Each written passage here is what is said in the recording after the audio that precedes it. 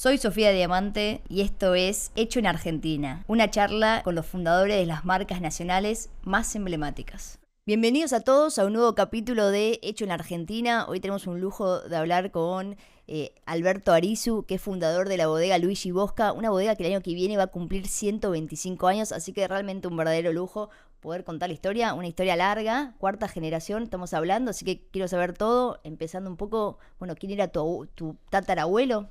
Bisabuelo. Bisabuelo. Bueno, buen día, ante todo. ¿Cómo Gracias te por va, estar Sofía? acá. Muchas gracias por la invitación.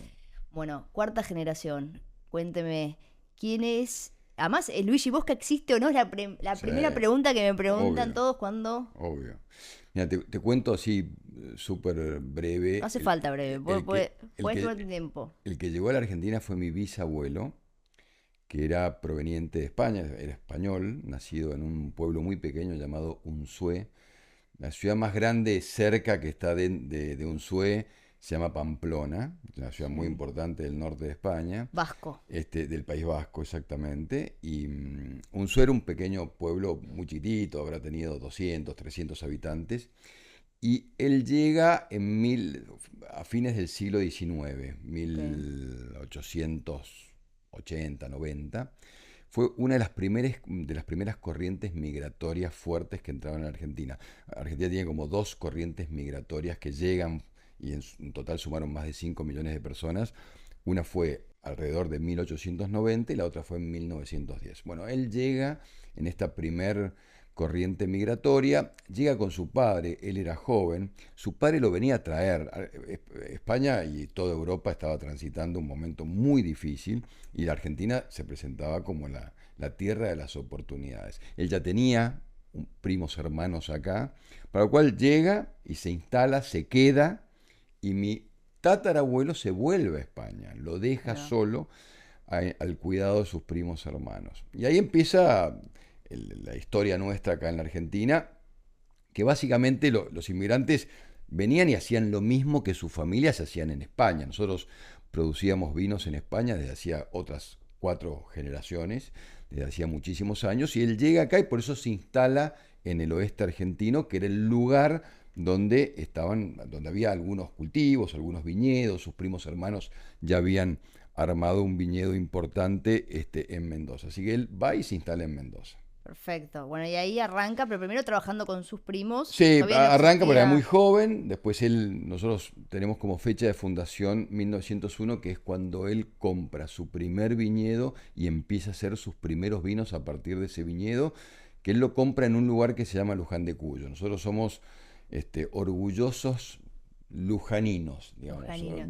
habitantes de Luján de Cuyo, donde bueno, ya llevamos más de 125 años viviendo ahí, No. y donde la bodega está ahí, los principales viñedos estaban ahí, después nos fuimos extendiendo a otras partes de la región de Mendoza. ¿Qué uvas había en esa época? ¿O era tan común? Hoy todos parece que todos sabemos, ahí preguntamos, es Malbec, es Cabernet Franc, y en esa época también sabía tanto conocimiento de o Sí, el sí, sí. consumidor, Sí, digo, porque ellos ¿no? venían con las variedades que se cultivaban en Francia, en Italia, en España mismo. Acá progresaron mucho más las variedades francesas, como el Cabernet Sauvignon, el Malbec, bueno, vos lo mencionaste, el Cabernet Franc, Chardonnay, mucho más que las italianas, como era el Bonarda, como era el Sangiovese, y mucho más que, bueno, más o menos, las españolas, el tempranillo por muchos años fue importante. Hoy queda poco, pero por muchos años fue muy importante. Tempranillo es la variedad más importante de España. Y vos me preguntaste por la historia de Bosca, que era otra familia de inmigrantes italianos del Piamonte, de la zona norte de Italia, productores de vinos desde el año 1700. Y él conoce, ¿por qué? Porque Bosca lo que hizo, a diferencia de mi bisabuelo, que vino él a cultivar la tierra y a hacer vino, que era lo que sabía hacer su familia, Bosca lo que hacía era importar los vinos que su familia producía en Italia y le vendía a las comunidades extranjeras en la Argentina. Claro. Vio una Importaba oportunidad, había venido tantos inmigrantes italianos que una dijo, oportunidad y hay que les vendía los venderles. vinos que estas familias de inmigrantes estaban acostumbrados a beber en sus países de origen. ¿Qué pasa? Empieza la Primera Guerra Mundial. 1904, 1905, los barcos que transportaban mercadería de un continente al otro empiezan a transportar armas, empiezan a transportar soldados, porque casi todos los navíos internacionales estaban involucrados de alguna manera en la guerra, en la logística de la guerra, que fue casualmente una guerra mundial, para la cual él se queda sin la posibilidad de seguir importando y conoce a mi bisabuelo Leoncio, y le empieza a comprar sus vinos para seguir manteniendo su propio negocio. Y ahí entablan una amistad eterna que ha durado hasta el día de hoy, y de ahí se fusionan los nombres Arisu y Bosca. Bosca por muchos años fue una marca más, pero se transformó en la marca que más ha perdurado en mi familia durante todo este más de un siglo que llevamos produciendo vinos. Y se transformó en una verdadera marca que ha sido muy importante en la Argentina. De hecho, fue casi como una marca de culto que se empieza a conocer. Como siempre digo, fuimos una bodega muy pequeña, era casi un garage en un país que estaba acostumbrado a vivir, a consumir grandes cantidades de litros de vinos, que eran los famosos vinos de mesa. Uh-huh. El vino se tomaba normalmente. El otro día yo veía una publicidad donde se promovía el consumo para los chicos para los chicos en los colegios. O sea, el vino era considerado alimento en los países mediterráneos, y se promovía el consumo de vino, para el cual era una bebida más, de la bebida de la mesa de cualquier argentino.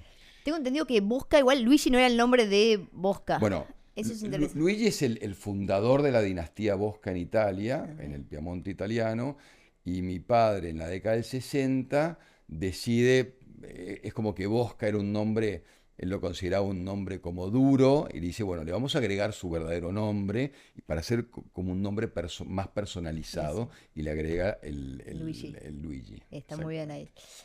Ahora, vos decime si estoy en lo equivocado, pero la mayoría de los que producían vino eran de familias italianas, francesas, ¿o no? ¿O había también otras españolas? ¿O ustedes eran un poco...? Vos pensás que todas las familias de inmigrantes que llegaron a la Argentina eran todos productores de vinos. España, Francia, Italia, eran todas familias que estaban acostumbradas al cultivo de la vid, y fueron prosperando. La mayor cantidad de gente fueron españoles e italianos, más allá de muchas marcas que decidieron crearse con apelativos franceses. Claro. Que en la Argentina el sinónimo del vino por muchos años eran los nombres franceses. De hecho, yo te voy a contar una anécdota. Miguel Brasco, que seguramente habrás escuchado hablar de él, que fue un gran escritor, periodista, un gran conocedor de los vinos, te diría que fue el padre de el periodismo gastronómico y de vinos que hubo en la Argentina. Tenía una relación muy linda con mi padre. Después yo mantuve una relación con él durante muchos años hasta su fallecimiento, y él siempre le decía a mi padre, te estoy hablando en la década del 70, le decía, Alberto, es muy difícil hacer un vino de lujo en la Argentina con un nombre italiano. Todas las marcas tienen acento francés. Años después, él me confesó su enorme error y equivocación y se disculpó muchos años después. Oh.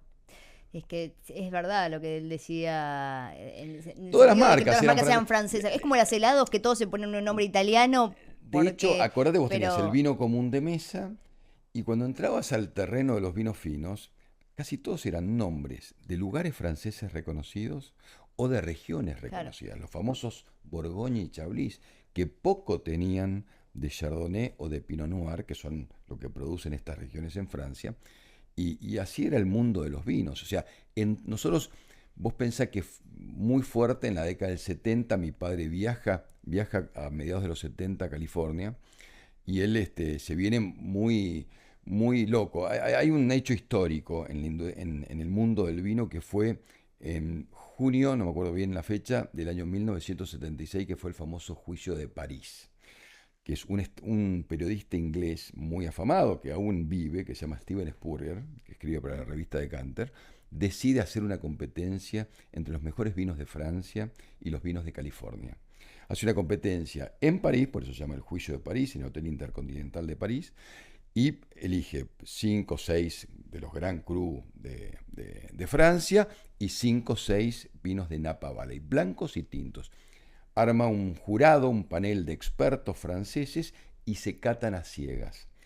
El veredicto después de 2 días fue que el mejor vino blanco de la cata era un Chardonnay de Napa Valley, de Chateau Montelena, y el mejor vino tinto de la cata fue un Cabernet Sauvignon de un Stag Leap de California, también de Napa. Un golpe tremendo para los franceses. Eso, vos es que a mí me gusta decir que ese día la calidad del vino en el mundo perdió el pasaporte. Nadie más pudo hacerse cargo de lo que significaba hacer vinos de calidad. Se democratizó la calidad en el mundo entero y nos dio la posibilidad a miles de productores alrededor del mundo a mostrar que éramos tan capaces de hacer vinos de tanta calidad como estos afamados vinos franceses que en ese momento dominaban la escena mundial. Claro. Igual siempre se habla de los vinos del viejo mundo, de Francia, España, Italia, y los del nuevo mundo, que pueden ser Napa Valley con California, Nueva Zelanda, Australia, Sudáfrica. Eso lo viví mucho, muy al comienzo de mi carrera. Yo estudio en Mendoza. ¿Qué estudiaste en Mendoza? Yo estudié Economía y Administración de Empresas en la Universidad Nacional de Cuyo. De ahí me voy a Estados Unidos. Me voy a la Universidad de California en San Diego. Estudio ahí 6 meses. Una manera también de perfeccionar mi inglés, de tener un poco de cultura general. No hice ningún posgrado específico, sino que fui a estudiar a la universidad. Y después me fui 2 meses, estuve viviendo con un amigo que estaba haciendo un máster en viticultura en la Universidad de Davis. Davis era el centro por donde pasaba toda la innovación vitivinícola del mundo en ese momento. Estoy hablando año 92. Yo vuelvo de California absolutamente obnubilado, porque era todo el esplendor de California. Todo esto que habíamos vivido en el Juicio de París, empezaba el esplendor de California, donde las bodegas se abrían al público, donde empezó a existir el turismo enológico. Claro. El turismo de la gente que iba a visitar las bodegas, a probar sus vinos, nace a comienzos de los 90. Yo vengo con esa idea acá a la Argentina, que era algo absolutamente revolucionario, y empiezo a ver la necesidad de que teníamos como país de salir a extender nuestras fronteras para poder expandir nuestro negocio, ampliar nuestro negocio. No nos podíamos quedar solamente en la Argentina. Claro. Teníamos que hacer el esfuerzo de salir al mundo. Porque hasta mediados de los 90, todo lo que se producía de vinos era para el consumo local. Había pocas exportaciones. Casi nada. Vos pensás que a mediados de la década del 90, año 94, 95, Argentina exportaba 25 millones de dólares. Era un cultivo absolutamente marginal, como podían ser, que yo, los arándanos, por ejemplo.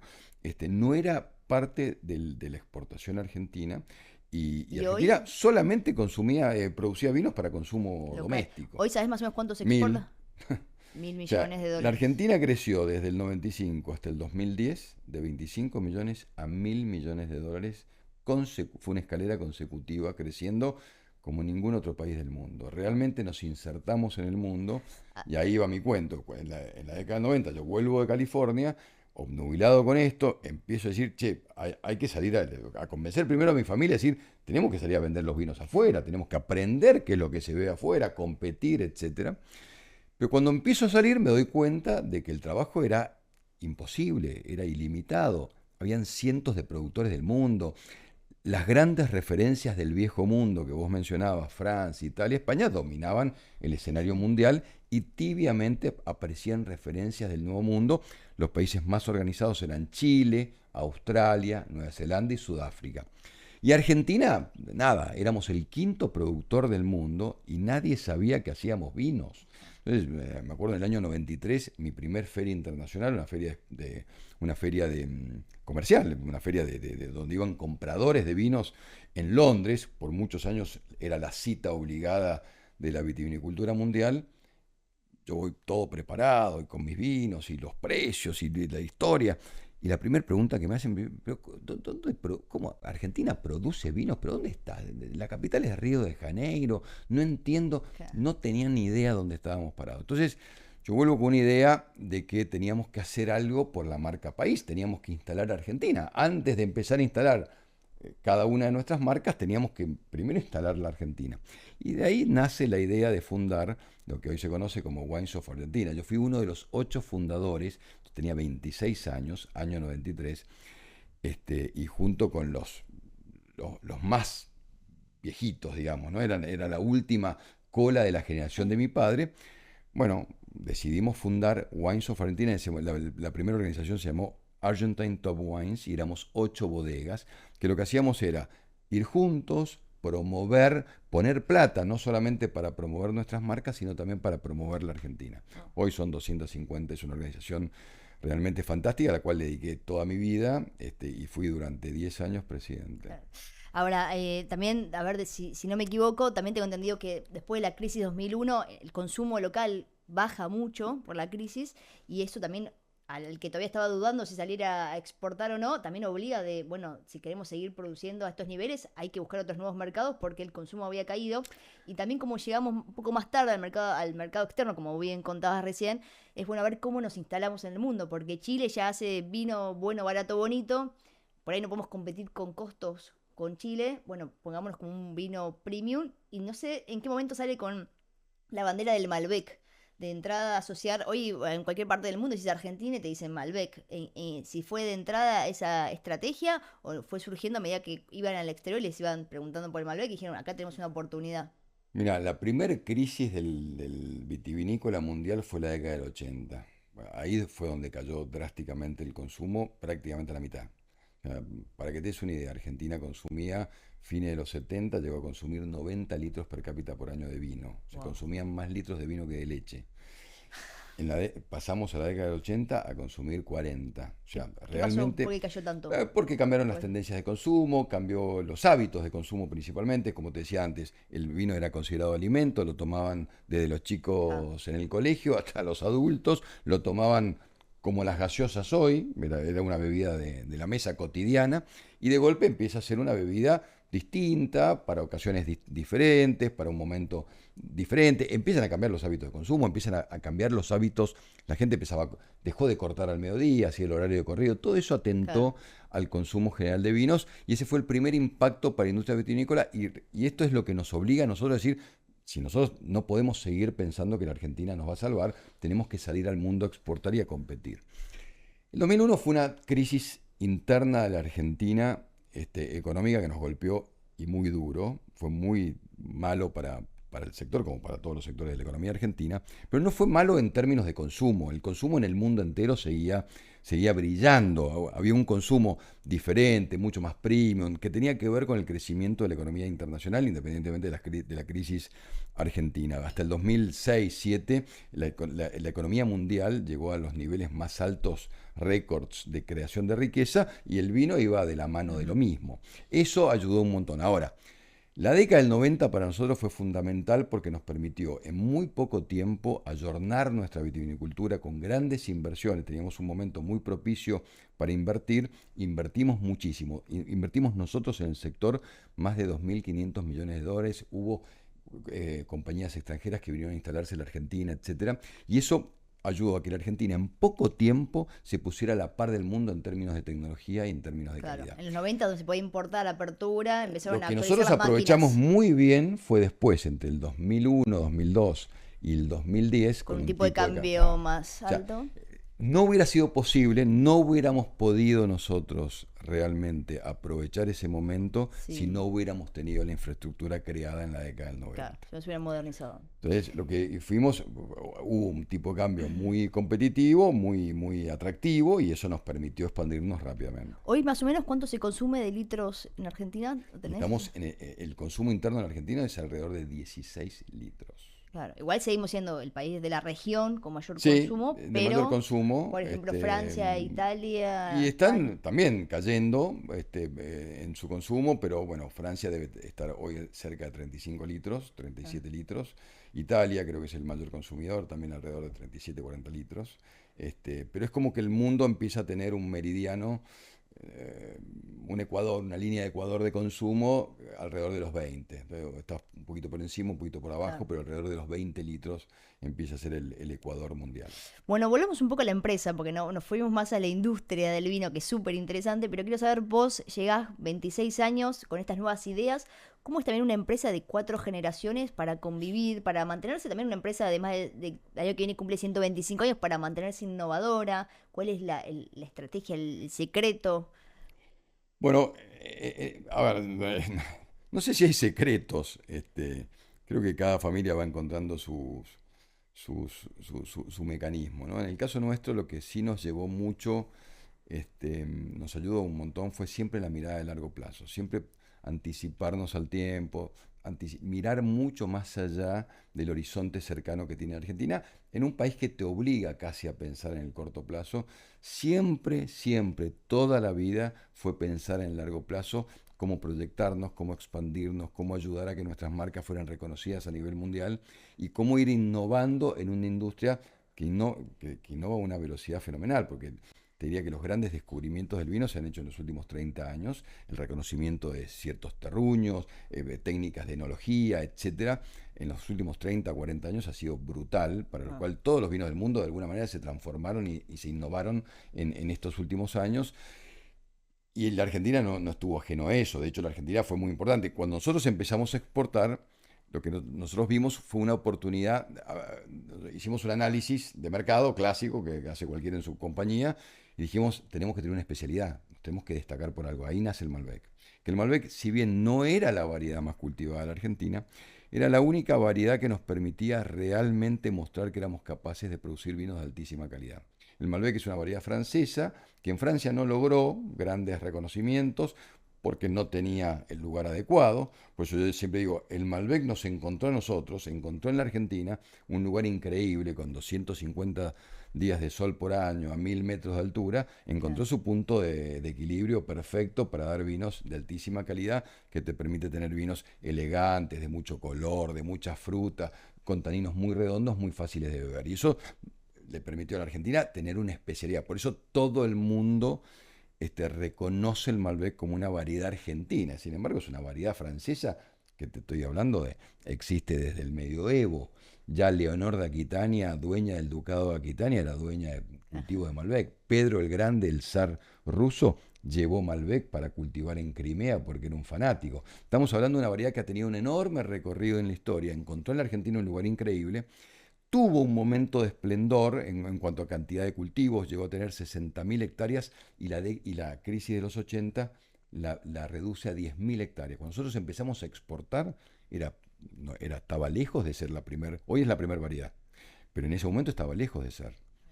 Sin embargo, tuvimos la habilidad, la inteligencia de encontrar en el Malbec el producto perfecto para destacarnos en el mundo. En un mundo que empezaba toda esta caída de consumo en los países tradicionales era compensada por el crecimiento en el consumo de países no tradicionales. Aparecía China, aparecía Estados Unidos, que no era un país tradicional del vino, y y se consumía vino tinto. Entonces nosotros entramos en un momento justo con un eslogan de campaña publicitaria Argentina Malbec, y era un gol de media cancha, porque en marketing, cuando vos sos contundente en tu mensaje y decís pocas cosas de manera consistente, ganas mucho más terreno. Hoy te diría que nos juega un poquito en contra, porque el consumo en el mundo entero ha virado mucho los vinos blancos, la gente sigue buscando vinos blancos, para lo cual nosotros estamos compitiendo hoy, te diría que en la mitad del mercado mundial. Porque hoy la mitad del mercado es vinos tintos, la otra mitad es vinos blancos. ¿Y Por en eso vino creo que blanco? Argentina tiene que seguir creciendo en vinos. ¿Con qué nos podemos destacar en vino blanco? ¿Hay algo así como en tintos en Malbec? ¿En blanco? Mira, ¿Ves algo? la variedad más cultivada de la Argentina, sobre todo en el norte argentino, es el torrontés, que se da mucho en Salta, La Rioja. Ujú. Pero no es una variedad que ha logrado capturar al consumidor sofisticado internacional. Pero bueno, es una variedad atractiva, es una variedad que es muy Bueno, aromática, súper atractiva, que va muy bien. Tiene esto de tener una nariz dulce, pero de ser seco en boca, y eso por ahí confunde a los consumidores internacionales. Pero yo te diría que como variedad sigue siendo la reina de las uvas blancas, el Chardonnay, pero no se da bien en todos lados. Hay lugares específicos, sobre todo en Mendoza, nosotros somos enormes amantes del Chardonnay y hay ciertos valles, ciertos terroirs en particular que producen Chardonnay que tienen para competir con los mejores del mundo. ah. Vuelvo a la bodega. Hoy ustedes, de la producción, ¿cuánto exportan ustedes en Más o menos particular? un 40% exportamos a 55 países del mundo. ¿Principal mercado? ¿Cuál es? Y sigue siendo Estados Unidos, Brasil. Brasil y Estados Unidos son los dos principales mercados. Tenemos como 5 mercados que nos hacen una gran parte de nuestra exportación, que son Estados Unidos, Brasil, Inglaterra, o sea, el Reino Unido. Vendemos bien en Europa del Norte Y nada, Asia quizás es la zona de menor desempeño para la Argentina y para nosotros. Ok. Si vos me decís, bueno, ¿en qué te equivocaste a lo largo de tu vida? Uno de los errores que siempre, bueno, obviamente hay que transitarlo para reconocerlo, pero uno de los errores que yo cometí fue pensar que llegar primero a un mercado me daba ventajas. Y esto te estoy hablando, mi primer viaje a China fue a mediados de la década del 90. O sea, China estaba en el hotel y desde el hotel veía todo el caserío de lo que era Shanghái en su momento, y la gente como hormigas dando vueltas en motitos, en bicicletas, etcétera. Y yo decía, bueno, estoy llegando primero, esto me debe dar alguna ventaja, sin embargo, la falta, son países largos, lejos, la falta de consistencia, de estar permanentemente, que nos lleva a un enorme sacrificio, hizo que, bueno, tuviéramos buenos años, pero después nos fuéramos diluyendo. Argentina no ha tenido, De acuerdo. porque ha tenido otras Mm, prioridades también, porque hemos tenido otros países que han crecido muy bien para nosotros, como fue Estados Unidos o como fue ujú. la región de Latinoamérica, o Europa mismo, ¿no? A través del Reino Unido y todos los países de Europa del Norte, pero Asia ha sido, sigue siendo una materia pendiente para nosotros, para Luigi Bosca, que tenemos presencia en China, Japón y todo el sudeste asiático, pero no con la contundencia que por ahí tenemos en Latinoamérica Claro. o en Europa. Bueno, y ustedes cómo hacen, 125 años, el año que viene van a cumplir, cómo hacen, Argentina, un país donde hubo muchísimas crisis, tipos de cambio, salen a competir al exterior con un tipo de cambio y del medio se empieza a apreciar de manera muy rápida la devaluaciones. Bueno, ahí cómo tienen ese, vos me decías antes, miramos siempre a largo plazo, pero cómo tienen también la cintura, la muñeca para eh, Eh, ajustarse al corto plazo. el argentino está preparado, ¿no? Si hay un empresario en el mundo que está preparado para no morir en el intento y no infartarse, es el argentino. Y en la industria hemos tenido también esta posibilidad de adaptarnos a las circunstancias y poder sacar lo mejor aún en situaciones muy complicadas. Yo te diría que lo que más ha dañado a esta industria, no tengo ninguna duda, son los dos problemas centrales que tiene Argentina, que son la inestabilidad del tipo de cambio y la inflación, digamos, son las dos variables que realmente afectan, sobre todo en un cultivo. Yo te voy a dar algunos datos para entender lo que significa el cultivo de la vid. Vos, desde que plantás hasta que puedes obtener tu primer vino de calidad, pueden pasar hasta 8 años. Claro. Entonces, pensar que vas a plantar pensando en qué es lo que van a beber en 10 años ya es un desafío enorme que requiere conocimiento, mucha experiencia y ver y analizar y visitar los mercados y entender a los consumidores del mundo, pero por sobre todas las cosas en un cultivo que tiene eso largo, desde que yo cosecho hasta que yo vendo. Nosotros hacemos vinos premium, para lo cual mis vinos en general están un año estacionados en la bodega, para lo cual mis inventarios son 300 días, Ah, 350 días, en general mínimos. En un país donde el costo del dinero es tan alto, es un enorme desafío sostener esos inventarios. Lo cual eso te demanda permanentemente estar adaptándote a las circunstancias, ser muy resiliente. Y la mirada a largo plazo lo que te permite es pensar que vos en un momento vas a perder, pero en algún momento vas a recuperar, porque esta inestabilidad económica también te da y sí, sí. te saca, ¿no? Eso ayudó un montón, porque vos entrar a una estantería de un retailer famoso del mundo es un enorme sacrificio, en promedio te lleva 2 años. De que vos le presentas la marca, convences al comprador, él evalúa tu calidad, etcétera, y decide hacerte tu compra, mandarla, casi todos nuestros principales mercados están en el hemisferio norte, mandarla, Claro. enviarla. Cuando llega, más o menos pasaron 2 años entre que iniciaste tu actividad con un retailer. Sacarle la mercadería, Sí. te ocupan el lugar en 10 minutos, pues él nunca va a dejar el lugar vacío, y volverlo a recuperar se te duplican los tiempos. Claro, o Para sea, lo cual, ¿cuántas veces tuvieron que exportar a pérdida solamente para mantener ese mercado y decir tuvimos esto ya va a pasar? bueno, a ver, Argentina, yo te contaba bueno, Luis Busca está dentro de Argentina y las bodegas que exportamos hemos vivido fuimos los protagonistas de esa expansión de la exportación entre el 95, 96 hasta el 2010. A partir del 2010 fue realmente muy trágico, hasta antes de asumir este gobierno, fue muy trágico para la exportación argentina, sobre todo los dos periodos del gobierno kirchnerista fueron una tragedia para el sector en términos de exportación, el retraso cambiario sumado a la inflación corriente, porque en Y definitiva uno habla de retraso cambiario, pero tiene que mirar las otras variables para compararlo, ¿no? sí, y me imagino que los aranceles, porque estamos hablando que Sí, Chile, Australia, Nueva Zelanda, Sudáfrica, por lo menos para ingresar a ciertos mercados no les piden aranceles como si Argentina, al ser un país Argentina mucho más... paga aranceles en todos los países donde exigen aranceles. No tenemos ningún acuerdo que nos beneficie, salvo Brasil en el Mercosur. Claro, Y esa es una desventaja competitiva muy grande contra nuestros principales por competidores eso. como Chile, Australia, que tienen prácticamente convenios sin aranceles y de libre comercio, casi con más del 90% del PIB mundial. Claro. No solamente es bueno tener estos convenios porque te favorecen en términos arancelarios, sino que también cuando un país firma tratados comerciales con otros países, es como que vos ingresás a un club y empezás a tener también a asumir responsabilidades y obligaciones que después te hacen, se te hace mucho más difícil desviarte del camino.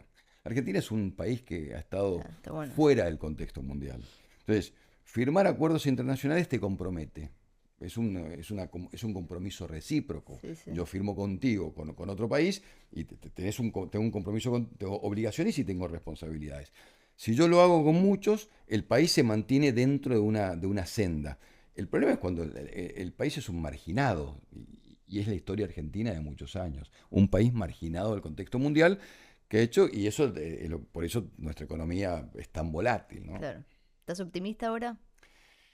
Sí, yo creo que se están dando ciertas cosas y hemos empezado a conversar de los problemas reales de la Argentina, ¿no? Yo te había mencionado la inflación como el principal karma argentino y este gobierno ha hecho sobre eso realmente un culto fenomenal y me parece perfecto porque sacarte la inflación de encima lleva mucho tiempo, lleva mucho sacrificio y ojalá aprendamos, la Argentina ha sido poco el tiempo que ha vivido sin inflación, ojalá aprendamos que volver a la inflación tiene costos fenomenales. Entonces, a mí me parece bien, soy optimista por esto, ¿no?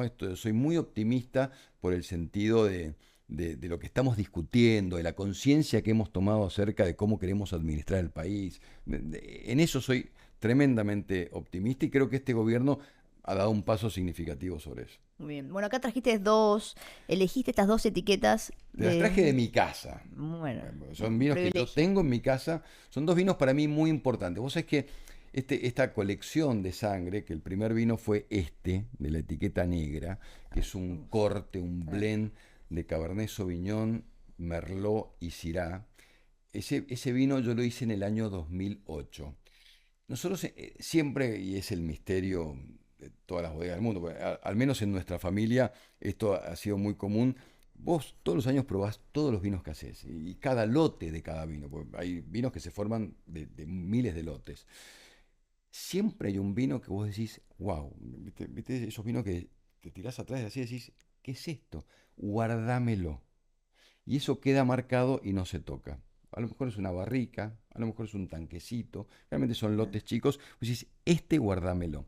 Y esto es una tradición que toda la vida lo hemos tenido y es el vino que uno siempre espera para una celebración, que espera para un hijo, que espera para disfrutar en familia o para regalar a tus amigos. Nosotros cuando cumplimos 120 años hicimos un vino de esta selección que lo regalamos, nunca salió a la venta. Solamente la gente que lo probó y que lo tiene en su casa es porque se lo regalamos agradecidos de los 120 años que Lindo. habíamos cumplido. En el año 2008 yo creé este vino, que era un vino que le gustaba mucho a mi bisabuelo, mucho, mucho, mucho, mucho, mucho, A que, Leoncio, a Leoncio, que que fíjate llegó. que no tenía Malbec, y era curioso que no tuviera Malbec. Año 2008, imagínate en pleno Sí, sí, furor del Malbec. momento furor del Malbec a nivel mundial. Y tuvo un éxito fenomenal porque es un vino que a la gente le fascina, le encanta, es un vino que tiene mucha concentración, pero es elegante, es distinguido a la vez, etcétera. Bueno, y a partir de este vino empezamos a crear una colección de estos vinos que de alguna manera resultaban de lotes impactantes, inolvidables. memorables en nuestra colección.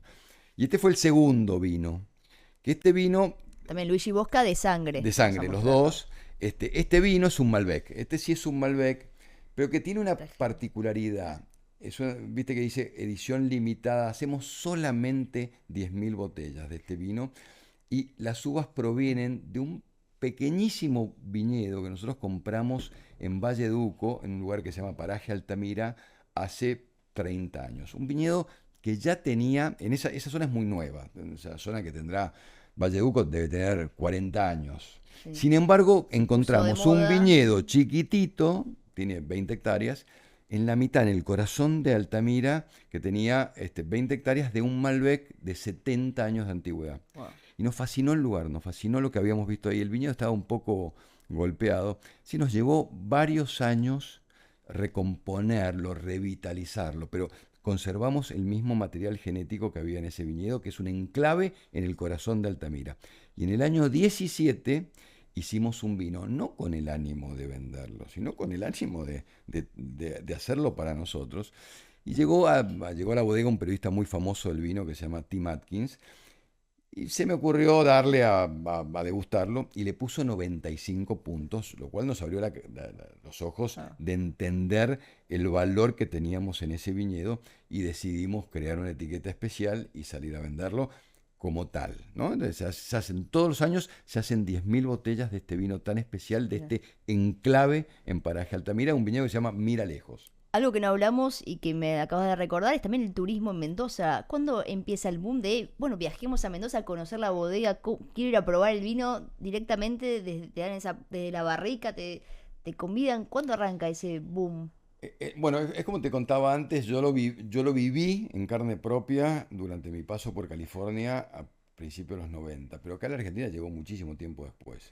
Te diría que Argentina empieza con esto de abrir la bodega, de enseñarle a la gente cómo se hacía el vino, de hacerlos pasar, que conocieran todo.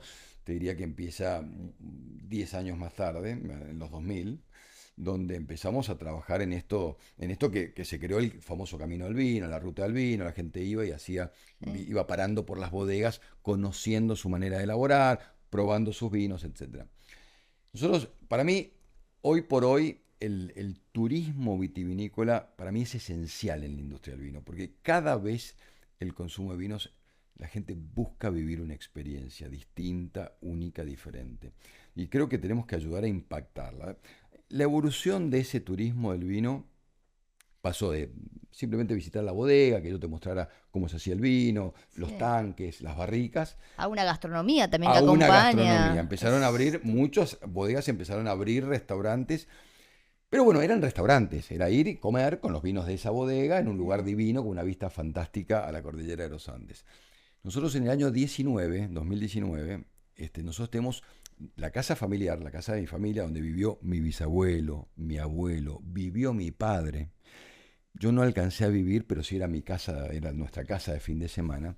Es un pequeño chateau, un pequeño castillo de 1905 en la mitad del desierto de Mendoza, en un lugar que se llama Fray Luis Beltrán en Maipú, que está a 40 minutos en auto de la ciudad de Mendoza. Un lugar cerca, muy cerca, en la mitad de un viñedo de 250 hectáreas, con olivos de 150 años, vides antiguos, Sí. etcétera. Está este pequeño castillo, muy chiquitito, que para mí era un lugar soñado, divino, y convenzo a mi familia en el año 19 de abrir las puertas. Ya casi no la usábamos como casa familiar. Digo, abramos las puertas para que el mundo conozca este lugar increíble en la mitad del desierto de Mendoza. Y empezamos una obra divina que nos llevó 2 años, parada por la pandemia, y en septiembre del año 22 abrimos finalmente Finca El Paraíso, que se ha transformado en el lugar más increíble de experiencia sensorial de vinos en Mendoza, y te diría de los lugares más destacados del mundo. A mí me gusta definirlo como un lugar donde vos vivís una experiencia de arte, música, historia, obviamente gastronomía del más alto nivel, alrededor de los vinos de mi familia. Wow. Y esa casa antigua la conservamos tal cual y creamos una pequeña infraestructura alrededor para que vos puedas vivir experiencias. Si vos vas 300 días al año, tenés la posibilidad de vivir 300 experiencias distintas. todo está hecho a medida. Vos llamás para reservar y te diseñan una experiencia exclusivamente a medida tuya y con quien vayas. Y entre otras cosas, está la antigua cava de mi abuelo, una cava subterránea, que la arreglamos y la pusimos divina, espectacular, y ahí conservamos 2.000 botellas de nuestra colección. Nosotros tenemos una colección de muchas botellas, pero ahí hay 2.000 seleccionadas de la colección madre de la bodega, y dentro de esas 2.000 botellas que hay ahí, tenemos en custodia, porque es una colección privada de mi padre, que recibió de su padre, cuyo padre recibió de su padre, solamente ha ido transitando de padre a hijos, pero algún día me llegue. Tenemos 10 botellas del Malbec, en mi opinión, más antiguo del mundo, es de 1912. Wow. Las uvas se cosecharon alrededor de la fecha del hundimiento del Titanic, para que te des una idea de lo que te estoy hablando. Un vino que todavía lo hemos probado hace poquito, que vinieron una serie de visitas muy especiales y abrimos una botella extraordinaria. 1912. ¿Por qué creo que es el más antiguo del mundo? Porque el Malbec en Francia prácticamente se destruyó completo con el ataque de filoxera de 1910. Entonces, dudo por completo que en Europa haya un Malbec más antiguo que ese. En la Argentina no lo hay. Y es el único vino que nosotros conservamos de la época de mi bisabuelo. Después conservamos vinos de mi abuelo, mi padre, pero de mi bisabuelo el único. ¿Tu bisabuelo qué diría hoy? Se ve la bodega, ve que se toma Luigi Bosca, los mayores líderes del mundo, a veces en el G20 han servido el vino Luigi Bosca, en algún mundial. ¿Qué diría tu abuelo hoy? Aquel abuelo que llegó inmigrante con el padre lo dejó y se fue. Yo creo que ni él se puede imaginar lo que significó el vino, porque la mirada del vino era casi como un oficio. Hacer vinos en la Argentina era un oficio.